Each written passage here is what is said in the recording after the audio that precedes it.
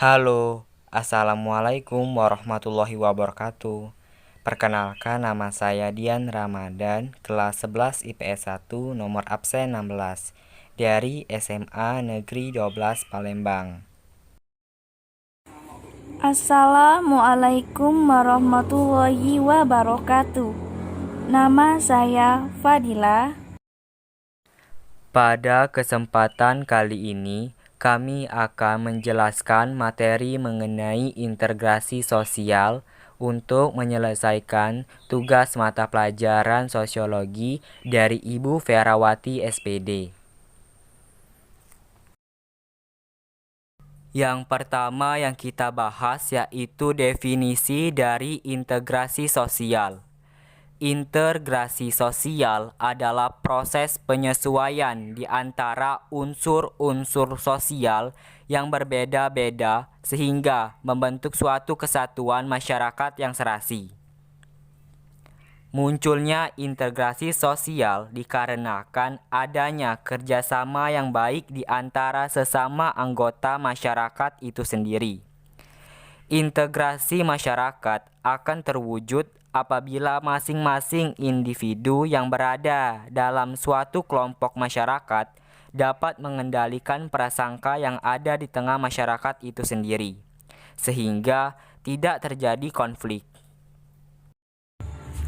Definisi integrasi dapat dibedakan menjadi beberapa bagian, yaitu integrasi bangsa, integrasi nasional, dan integrasi budaya. A. Integrasi bangsa diartikan sebagai penyatuan berbagai kelompok budaya dan sosial ke dalam suatu wilayah dan pembentukan suatu identitas nasional. B. Integrasi nasional diartikan sebagai proses mempersatukan perbedaan yang ada pada suatu negara sehingga tercipta keserasian dan keselarasan secara nasional. C.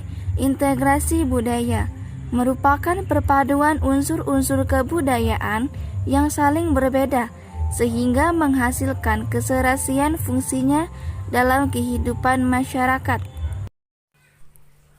Faktor-faktor yang mendorong terjadinya integrasi sosial adalah sebagai berikut. A. Faktor internal, meliputi adanya semangat gotong royong, adanya kesadaran diri sebagai makhluk sosial, adanya tuntunan kebutuhan. B. Faktor eksternal, meliputi adanya sikap saling menghargai dan toleransi, adanya persamaan kebudayaan, adanya persamaan visi, misi, dan tujuan, adanya sikap terbuka pada perubahan, adanya tuntunan perkembangan zaman, adanya tantangan dari pihak luar, adanya konsensus nilai dalam masyarakat.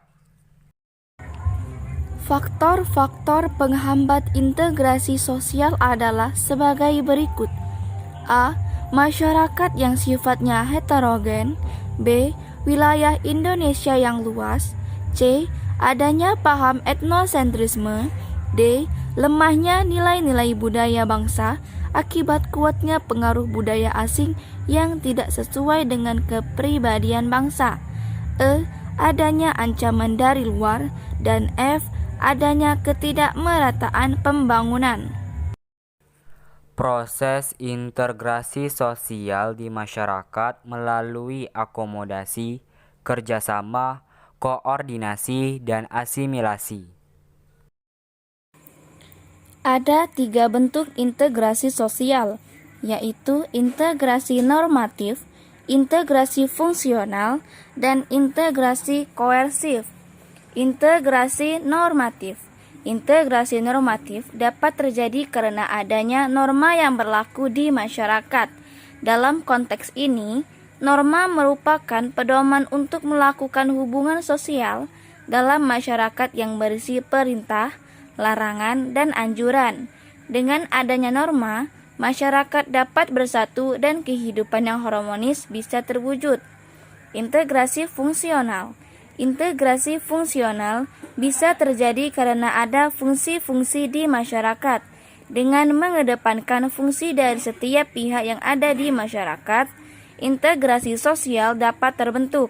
Sebagai contoh, di masyarakat ada kelompok-kelompok profesi berbeda, seperti pedagang, pelaut, petani, pebisnis, dan jika berperan sesuai fungsi masing-masing, akan menciptakan integrasi di masyarakat. Integrasi koersif.